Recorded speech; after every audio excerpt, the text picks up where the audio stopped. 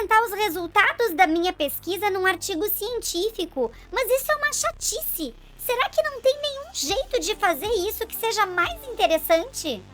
Tem sim, querida Pimpolha, e eu tô aqui para iluminar os teus caminhos. Eu não tô precisando de lanterna, o que eu quero é orientação. Tá louca? A resposta para tornar os dados interessantes está nos gráficos. Eles são como obras de arte que dão vida aos números. Eles transformam tabelas monótonas em visualizações dinâmicas e compreensíveis. Nossa, que fantástico! E como é que eu sei qual o tipo certo de gráfico que tem que escolher?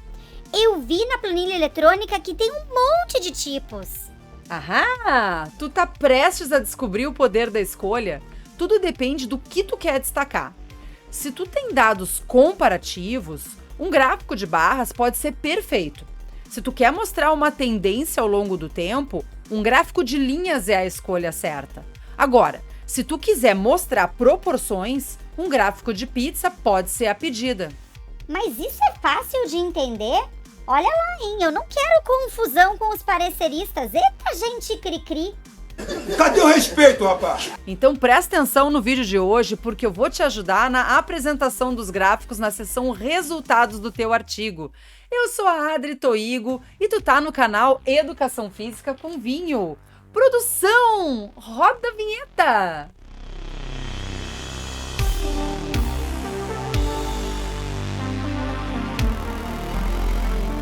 A primeira coisa que tu tem que fazer é definir o objetivo do gráfico. Para isso, tu tem que ter clareza de qual informação tu quer que o teu leitor retenha.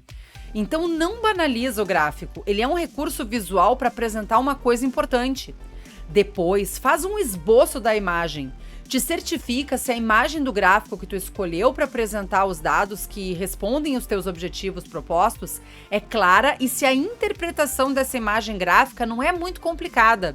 Um gráfico confuso ou ambíguo atrapalha muito mais do que não mostrar gráfico nenhum. Na sequência, assim como nas tabelas, tu precisa usar títulos e legendas informativos. Aliás, se tu precisar apresentar uma parte dos teus dados por meio de tabelas, assiste esse vídeo indicado aqui no card e na descrição. O título deve ser descrito de forma que deixe bem claro qual é o objetivo do gráfico. Por outro lado, as legendas servem para guiar o leitor na interpretação dos dados. Finalmente, de novo, assim como as tabelas... Já sei que também tem vídeo no card e na descrição. Já falei e não preciso repetir, porque o meu público presta atenção, ao contrário de ti. Finalmente, de novo, assim como nas tabelas, tu precisa sempre citar o gráfico. Tu não pode simplesmente meter o gráfico em qualquer buraco do artigo. Mas é sério, durante a escrita do texto, cita o gráfico com um respectivo número sempre antes de inserir o gráfico, tipo, o gráfico 2 apresenta... E aí tu fala o que o gráfico 2 apresenta e depois de concluir a frase ou o parágrafo, aí sim tu insere o gráfico. Até aqui eu entendi, mas quando eu abro a planilha de estatística, tem um monte de modelos de gráficos, eu fico meio perdida e não sei qual escolher.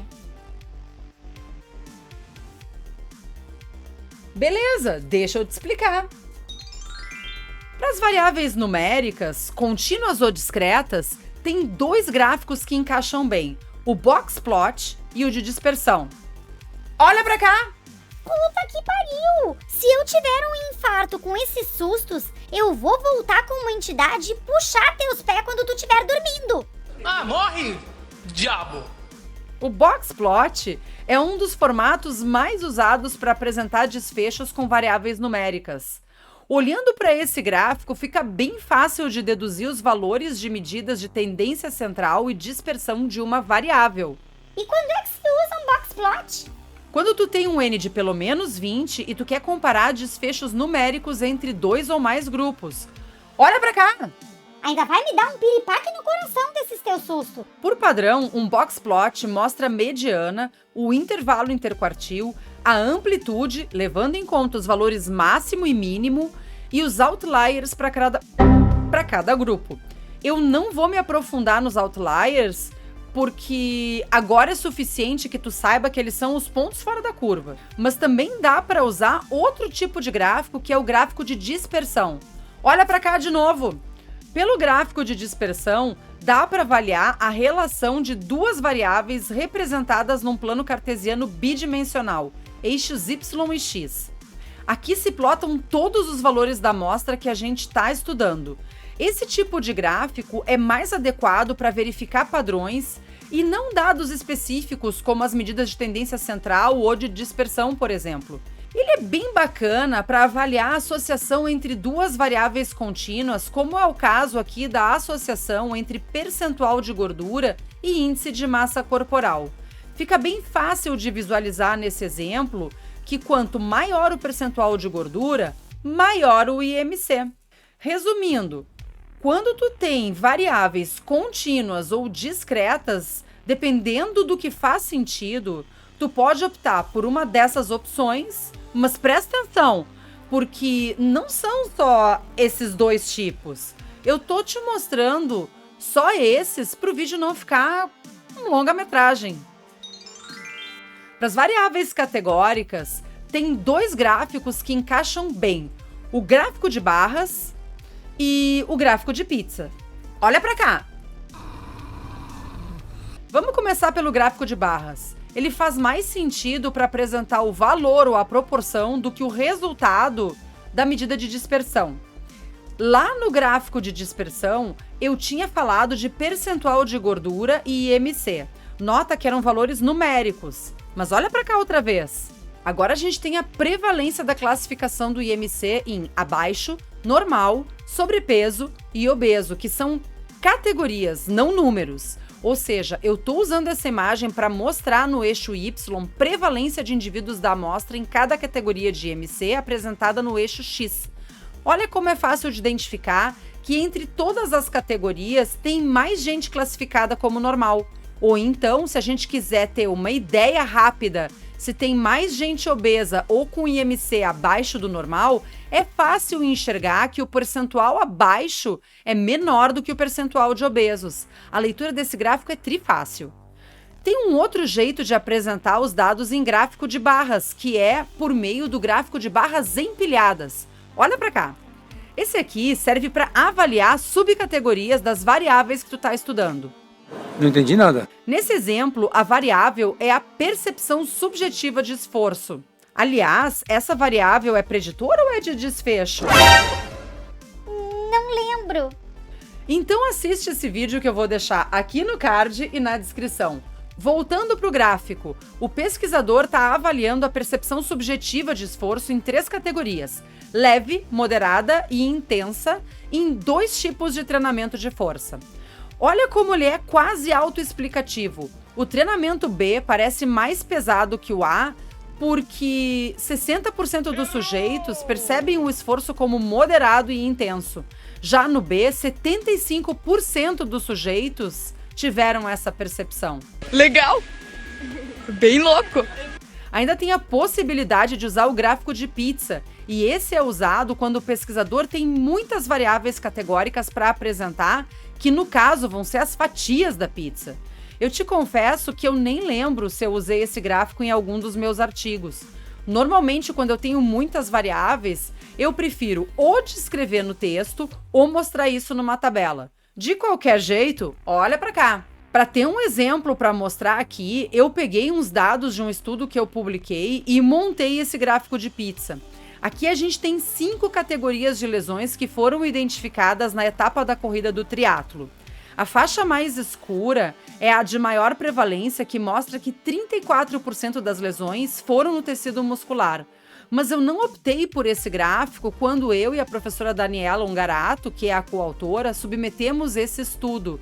Por alguma razão que eu não sei te explicar, o povo da ciência meio que torce o nariz para esse tipo de gráfico. É, tá bom. O último gráfico que eu vou te mostrar hoje é o de Kaplan-Meier, que é usado quando o desfecho depende do tempo. O exemplo clássico é o da avaliação de sobrevida. Olha para cá. Nesse tipo de análise, os participantes que não fazem mais parte do estudo, que a gente chama de perda de segmento, não são excluídos. Esses sujeitos acabam contribuindo para a análise de sobrevida até o último intervalo de tempo em que todos os sujeitos foram analisados. Aqui, o pesquisador estimou casos de hepatite em um grupo controle comparado a um grupo de usuários de esteroides ao longo do tempo. Uma boa curva de Kaplan-Meier deve ser acompanhada de uma tabela de número de participantes sob o risco em cada intervalo de tempo avaliado. O teste utilizado para comparar as curvas de Kaplan-Meier é o log-rank, mas isso é assunto para outro vídeo. E como esse assunto é muito específico, se tiver muito comentário, aí sim eu produzo um vídeo só para ele. Tô quase convencida de que esses gráficos podem trazer clareza para o meu estudo. Mas como é que eu vou garantir que eles são fáceis de entender? Como eu te falei naquele vídeo das tabelas, o segredo é a legibilidade. Mas presta atenção na hora de escrever a legenda para que ela fique clara e concisa, de um jeito que dê para explicar o que está sendo apresentado, destacando as principais conclusões. Além disso, não te esquece de rotular adequadamente os eixos e usar cores atraentes para tornar teus gráficos visualmente agradáveis. Não precisa transformar teus gráficos num desfile de escola de samba, porque se ficar muito colorido, o leitor vai se confundir. Tá, mas daí como é que eu faço para destacar os detalhes que eu acho importantes? Se tu tiver informações extras importantes, mas que não se encaixam perfeitamente nos gráficos principais, dá para atacar isso nas notas de rodapé. Elas são como pequenas dicas para dar detalhes adicionais para aqueles que estão interessados nos pormenores.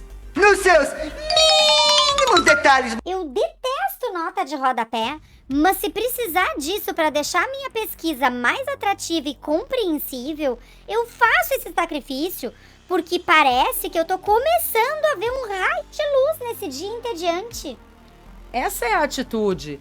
Vai em frente e faz do teu artigo um verdadeiro espetáculo de visualização de dados. Tenho certeza de que os teus leitores vão adorar.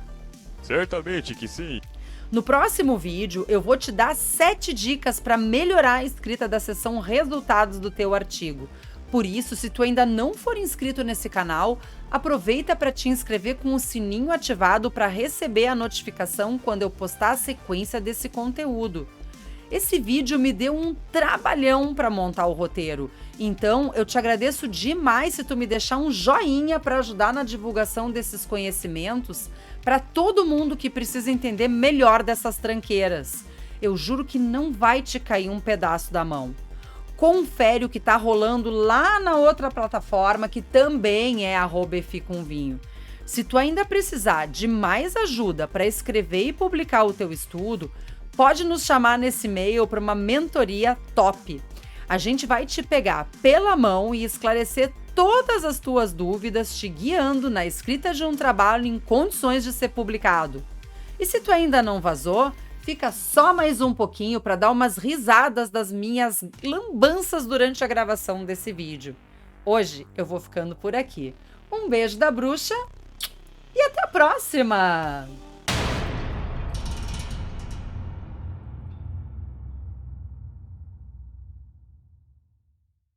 Eu detesto nota de rodapé, mas se precisar... É porque eu detesto mesmo nota de rodapé. Vai ver por isso que eu não consigo acertar. Tu vai usar ele pra... Ai, comecei a não enxergar direito. Escolher o jeito certo de gráfico. Ai, que bosta. Palavrão não. Os dados que representam... Ai, senhor. Valores máximo e médio. Máximo e...